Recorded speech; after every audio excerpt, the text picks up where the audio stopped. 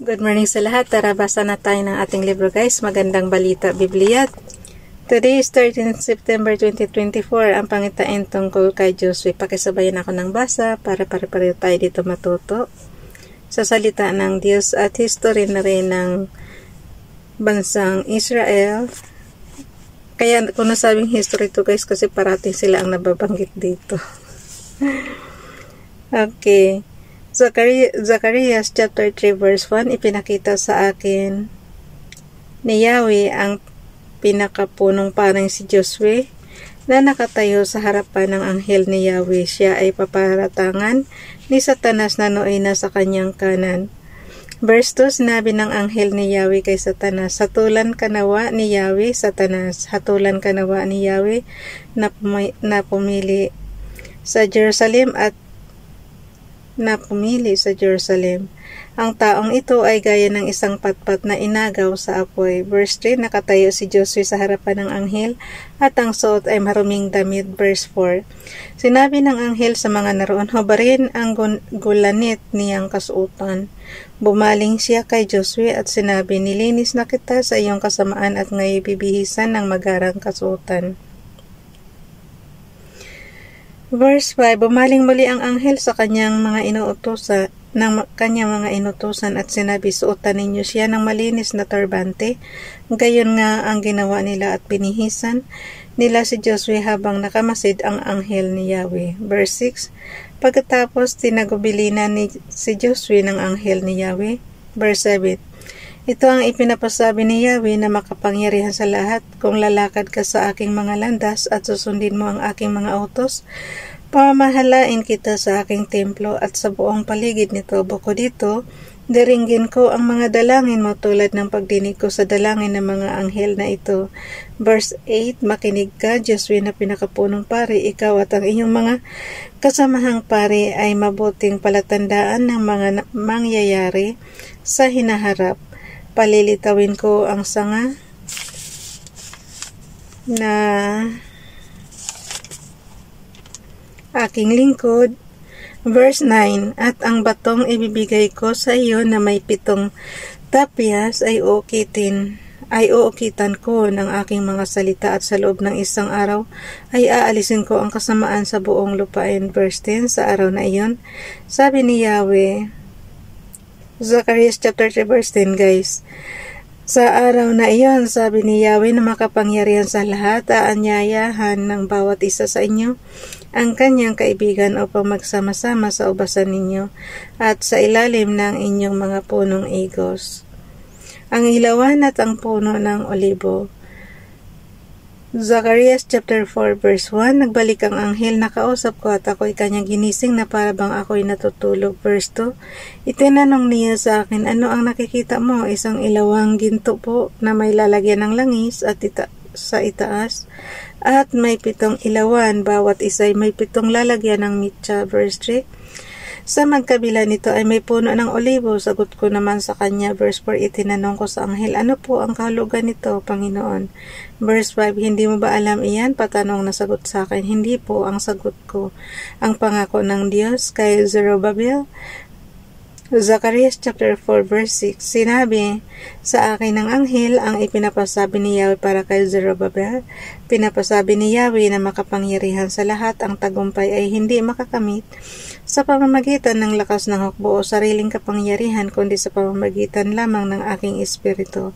Verse 7, maging ang pinakamalaking hadlang ay makikita ninyong maaalis. Muli mong itatayo ang templo at habang inilalagay mo ang kahuli-hulihang bato, magbubunyi ang mga tao at kanilang sasabihin, napakaganda. Verse 8, sinabi muli sa akin ni Yahweh. Verse 9, Zerubbabel ang naglagay ng pundasyon sa templong ito at siya rin ang tatapos. Kapag ito'y natapos na, mapapatunayan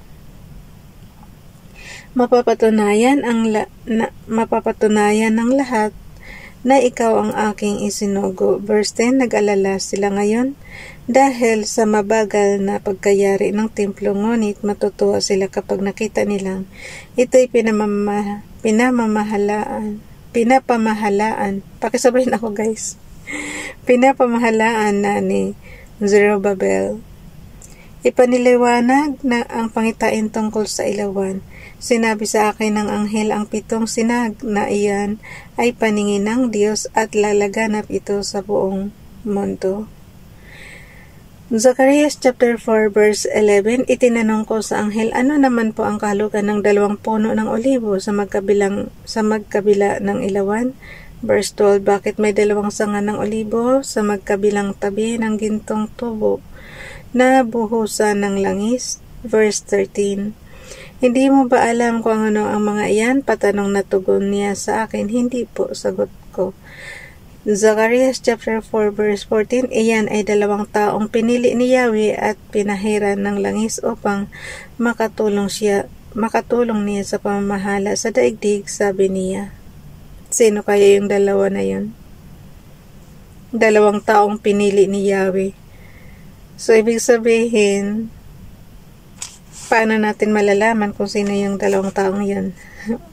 Sige, pagpatuloy pa natin guys, may oras pa naman tayo. Ang pangitain tungkol sa kasulatang lumilipad. Zacarias chapter 5 verse 1, muli akong tumingala at may nakita akong kasulatang lumilipad. Verse 2, tinanong ako ng anghel, ano ang nakikita mo? Isa pong kasulatang lumilipad. Ang haba po nito ay 9 metro at 4.5 metro naman ang lapad. Sagot ko. Verse 3, sinabi niya sa akin, diyan nakasulat ang mga sumpa sa daigdig. Sa kabila ay sinasabing aalisin sa lupain ang lahat ng magnanakaw. Sa kabila naman ay sinasabi aalisin din ang lahat ng sinungaling. Ayan na. Verse 4, ipadadala ko ito sa sambahayan ng mga magnanakaw at sa sambahayan ng mga sinungaling. Mananatili ito sa sambahayang iyon upang ubusin sila ng lubusan. Ang babae sa loob ng malaking basket. Verse 5, lumapit sa akin ang anghel at sinabi, tumingala ka at tingnan mo kung ano itong dumarating. Verse 6, ano yan? Tanong ko sa kanya. Iyan ay isang malaking basket, inalalarawan niyan ang kasalanan ng buong sanlibutan, sagot niya. Verse 7, bumukas ang tinggang takip nito at nakita kong may isang babaeng nakaupo sa loob ng malaking basket. Verse 8, sinabi sa akin ng anghel, iyan si kasamaan. At itinulak niya ito pabalik sa loob ng kaing at muling sinarhan. Verse 9, nang ako'y tumingala, may nakita akong 2 babaeng lumilipad papunta sa akin, malalapad ang kanilang pakpak. Pinagtutulungan nilang ilipad na palayo ang malaking basket. Verse 9, sorry guys.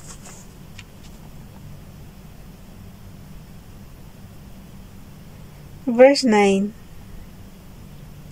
nang ako'y tumingala, may nakita akong 2 babaeng, ulitin ko lang yung verse 9. Nang ako'y tumingala, may nakita akong 2 babaeng lumilipad papunta sa akin, malalapad ang kanilang pakpak, pinagtulungan nilang ilipad na palayo ang malaking basket. Verse 10, tinanong ko ang anghel, saan nila iyon dadalhin? Verse 11, sumagot siya, sa Babylonia, gagawa sila ng templo roon upang paglagyan ng malaking basket, pagkatapos sasambahin nila ito.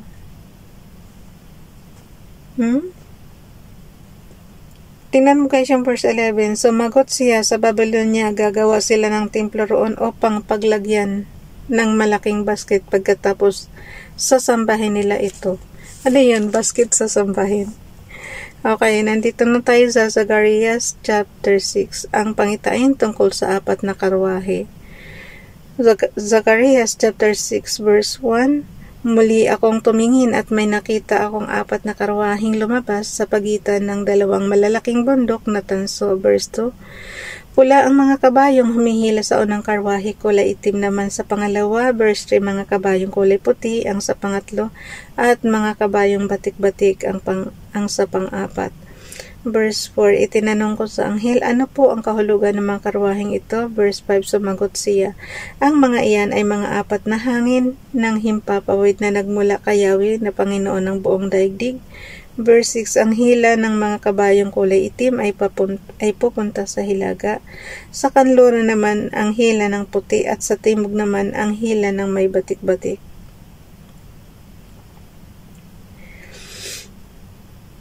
Okay lang hangin, Father God, basta wag lang bagyo.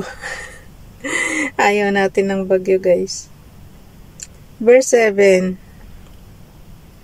Nang lumabas ang mga kabayong may batik-batik na pula, sila ay nagpipiglas upang siyasatin ang daigdig. Kaya sinabi ng anghel, solong siyasatin na ninyo ang daigdig. At gayon nga ang ginawa ng mga ito. Verse 8, walang ano-ano isinigaw sa akin ng anghel. Ang puot ni Yahweh ay pinayapa na ng mga kabayong nagpunta sa Babylonia. Ang kahulugan ng pagpuputong kay Josue. Zacarias chapter 6 verse 9, sinabi sa akin ni Yahweh, verse 10, puntahan mo sina Heldai, Tobias at Jedaias nakasama ng mga bihag na dinala sa Babylonia. Pagkatapos tumuloy ka kay Josias na anak ni Zephanias, kunin mo ang kanilang mga handog na pilak at ginto. Yayamanin sila nung araw, guys. Mag-alay yung mga handog nila is pilak at ginto. Tayo ngayon, ang alay natin is mga flowers, yung talagang ano lang, kaya lang ng bulsa. Sila noon mayayaman talaga.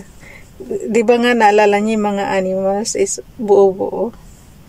Okay, bilisan na natin. Zacarias chapter 6 verse 11, at gawin mong korona para sa pinakapunong paring si Josue na anak ni Jehozadak. Verse 12, sabihin mo sa kanyan, narito ang isang taong ang pangalay Sanga.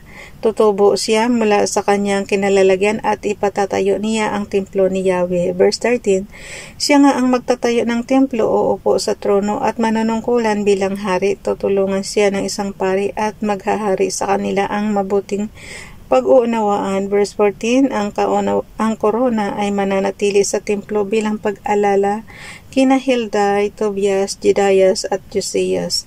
Verse 15, magsisiparito ang mga taong taga malayong lupain upang tumulong sa pagtatayo ng templo ni Yahweh. Sa gayon, mapapatunayan ninyong isinugo nga ako ni Yahweh na makapangyarihan sa lahat. Mangyayari ang lahat ng ito kung tutuparin ninyo ang kanyang mga utos. So may nakalagay na kayang ano, guys, yung kayang tinuturing, yung dinidescribe dito sa sa Bible ba? Ano kaya to? Andyan pa kaya yung templo na yan? Kasi alam natin yung templo ni Solomon nasira yun eh. So nagtayo ulit sila ng panibagong templo. Kaya tanong lang natin if nandyan pa itong templo na to sa ating henerasyon. Kasi nakailang giyera na ba ang mundo? World War II na, naka-World War II na, diba? So hindi lang natin sure kung nandyan pa yan. Hindi kasi tayo tiga-Israel, kaya hindi natin alam kung ano yung mga description dito ng tungkol sa templo. Okay, hanggang dito na lang. Bukas na itong chapter 7. Bye everyone. God bless.